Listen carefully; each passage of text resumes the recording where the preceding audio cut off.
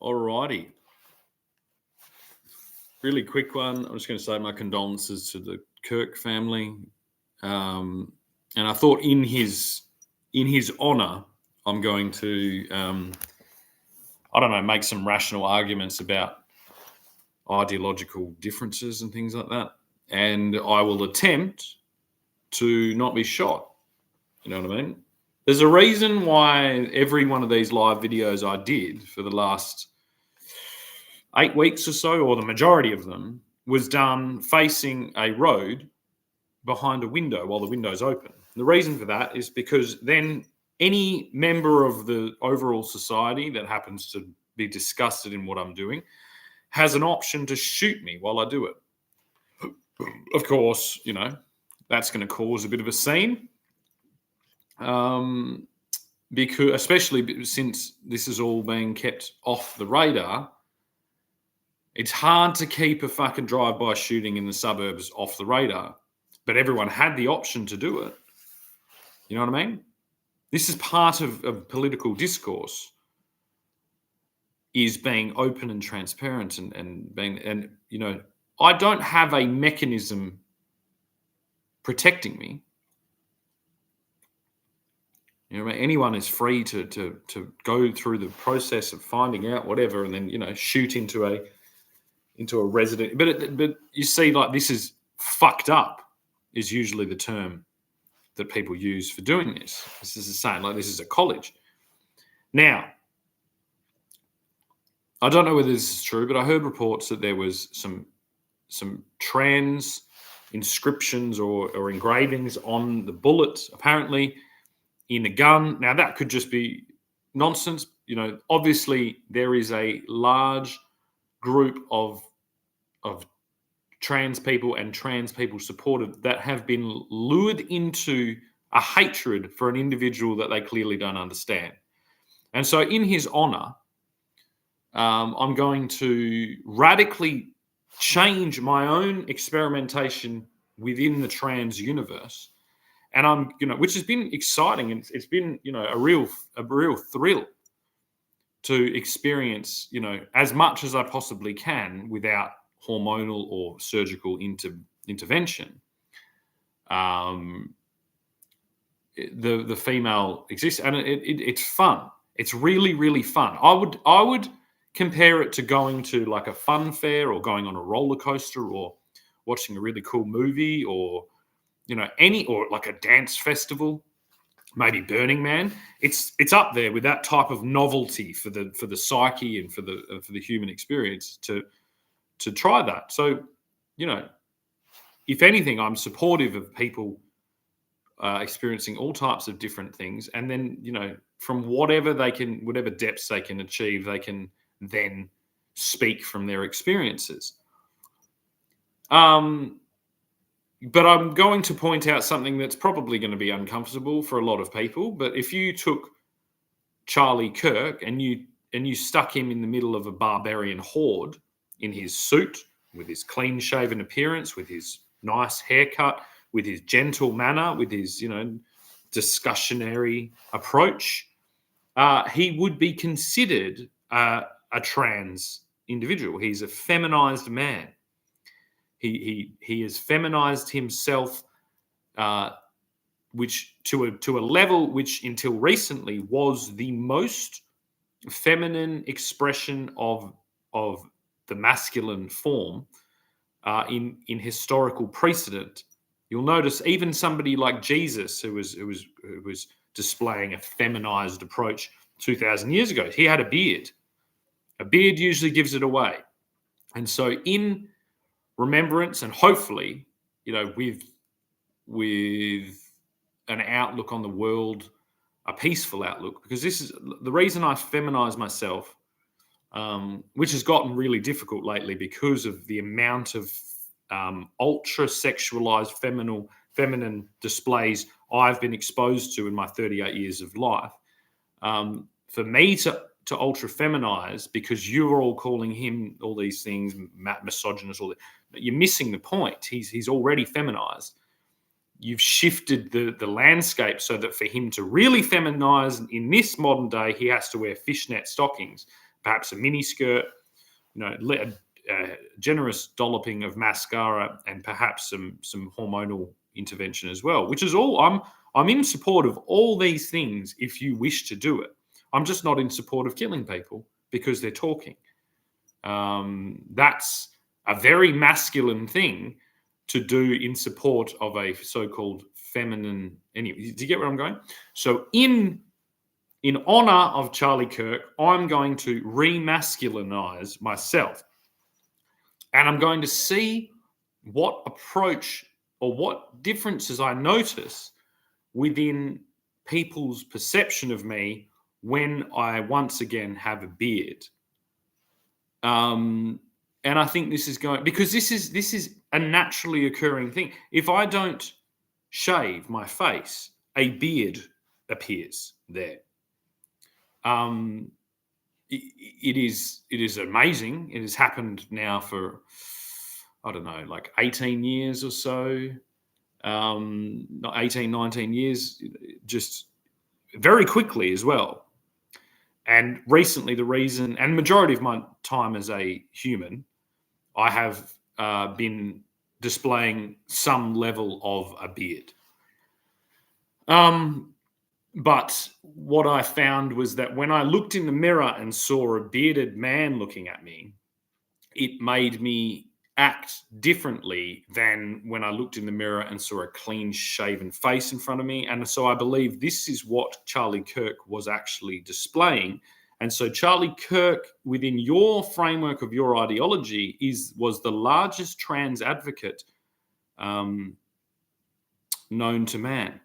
And he was killed by an extremist sect of this thing. And those people would be best described as victims of very hideous propaganda and brainwashing to create a religion of sorts that would basically be best described as Satanism, I believe. Like if you're thinking that your manifestation of femininity is to kill someone, already displaying, one of the largest displays of feminization to get his particular point of view across, constantly referencing another individual who was also displaying feminization, in the largest thing in the form of Jesus Christ, and you're doing that by deferring back to assassination and public displays of human sacrifice. That's just not a very feminine thing to do. It's not aligned with the feminization. You've confused your appearance with your overall display of femininity, which means, yes, you may look like a pretty girl, but you fucking parading around celebrating somebody who's just been slain in a crowd of people listening to him is a very, very manly thing to do. Obviously, it's not uniform. A lot of Nazis were clean shaven. They were displaying a feminine display of totalitarian genocide.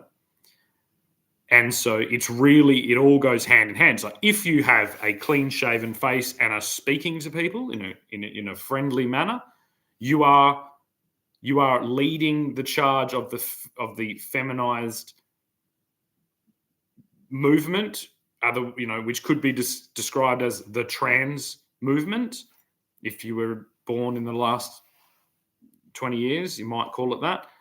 If you are shooting people from a thing and laughing at people being shot, you are basically, you're tending more towards a Nazi type approach, which is you may have physically modified yourself to appear feminine, but in your actions, you are extremely masculine. So yeah, just something to think about, something to explore. All displays of parliamentary process are all a feminized display. and I'm going to show you all that by growing a beard. You know what I mean? I don't want to get. I might get some. I'll grow a beard. I'll lift some weights, and I'll get some fucking temporary tattoos. Yep, and I'll see how much different the world is when I do that. And I'm doing that all from. You'll notice here. This is a Toblerone, which is a Swiss, made in Switzerland. I better just show that. Obviously, Switzerland there, playing a big role once again in the same kind of way. So yeah, it's going to be interesting to hear you all explain. My thoughts are that because of the decreased scale and the very disturbing example seen by the majority of iPhone or handheld device users, because of the phenomenon I am hoping to explore, in which holding another human being's image in your hand tricks your brain into thinking that you own them, there is kind of a double play on this, where if you're a young, attractive, feminine male, you can do a whole lot better on the internet by looking and acting very, very, very feminine, but you are in fact just bringing the entire feminine and feminist movement into a state of disrepair by displaying yourself sexually within this slave paradigm of the phones and the phone world and the distributed sexual content world. And that's something I think Charlie Kirk would have been a large proponent of bringing down and of bringing awareness to. So this isn't liberation. It's not liberation when women are doing it. It's not liberation when men are pretending to be women and doing it. It's nothing of the sort. In fact, actual prostitution is probably 1,000 times more aligned with feminist ideals and ideals of equality than anything taking place on a phone. So, yeah, I'd like to see some of the people that have been very well established as leaders of this movement to be forced to give comment now. This would include here in our home state premier, Roger Cook. I would like to hear, considering he has been very, very prominent in his support of radical surgical and hormonal treatment for this emergent phenomenon, more than likely, resulting from exposure to a dangerous technology and a dangerous precedent of technological usage taking place on the handheld devices. So I would like to hear him adequately, respond to this questioning, or this level of questioning. And so, yeah, once again, this is a request for comment. I very much doubt that there will be a comment, because as we can see, we are exposing an attempted brainwashing project, an attempted ideological capturing project, an attempted religious uprising or pseudo-religious uprising or pagan I don't know, just all really things that need to be sorted out. We need to get to the bottom of what's going on. And I just hope that I can look at the world and look at the bearded man looking back at me in the mirror, and that I can, by Charlie Kirk's example, maintain my actions within this of speech and with this of political critique, whether it be like parody, or political satire, or whether it be like a large monologue, or whether it be anything. I hope I can keep it within that zone whilst presenting a masculine persona. Because I do find that more difficult. Men are more prone to physical acts of aggression, especially on territorial disputes, which is what I would class all of my interactions with both the government and my children's mother and her new husband as their territorial disputes, and they're very large ones. So yeah, I hope and of course, if I cannot, because I am still outraged or I'm still offended at lack of response, I know that I can always shave, you know what I mean? Put some mascara on and dig my heels into the passivity that is by healthy, educated proponents of a type of trans concept is okay. It's fine. It's just within the midst of this movement, which it should never have been a movement because it's not new. It's been recategorized and it's been repackaged and resold to you, but it is the same thing. Charlie Kirk was just representing a more traditional approach of a feminized display.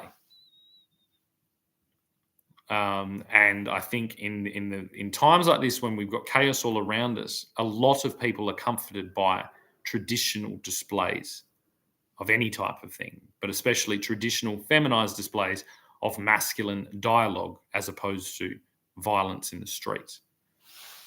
So yeah, sad day, sad couple of days. Obviously remembering 9/11 as well. Obviously a really significant bunch of events taking place in the world all at the same time, and something that we need to focus on when we're seeing the actions of people thrusting us into some type of new experimental paradigm. Obviously, that should send off alarm bells. We don't even really understand what's going on here, and the only way that we can understand it is to balance it with things more grounded in certainty from our not too distant past. And so anyone wishing to thrust us into something new and experimental should be dealt with the largest dosage of skepticism that you can possibly muster. Thank you. And I'll just Rimajori, cheers from Argentina. Hello, thank you. What's your channel about? It's about lots of different things. Have a look and see whether you like it. Thank you for commenting. Bye-bye.